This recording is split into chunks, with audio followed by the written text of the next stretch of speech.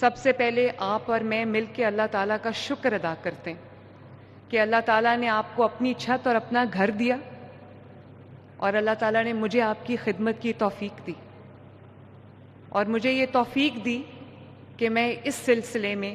آپ کو اپنی چھت اور اپنا گھر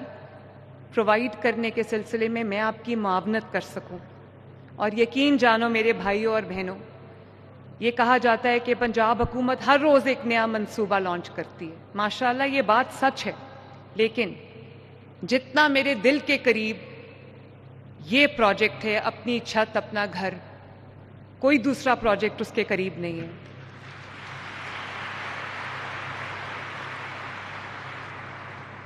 اور اس کی وجہ یہ ہے کہ میں جانتی ہوں، میں ایک ماں ہوں، میں ایک بیٹی بھی ہوں، مجھے اندازہ ہے اس بات کا کہ جب آپ کے پاس اپنا گھر نہیں ہوتا، اپنی چھت نہیں ہوتی، تو یہ وہ اینٹوں اور گارے کے مکان کی بات نہیں ہو رہی ہوتی، وہ سکون کی بات ہو رہی ہوتی ہے جو دلوں میں ہوتا ہے، وہ اس سیکیورٹی کی، سیفٹی کی بات ہو رہی ہوتی ہے جو انسان کے دماغ میں ہوتی ہے، اس کی روح میں ہوتی ہے، کہ ہمیں کل کوئی دروازہ کھٹکا کے یہ نہیں کہے گا ادھر سے نکلو ورنہ کرایہ ٹائم پہ دو۔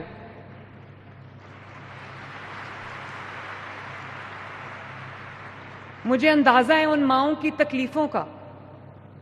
جن کو یہ پتہ ہے، جو جائے نماز پہ بیٹھ کے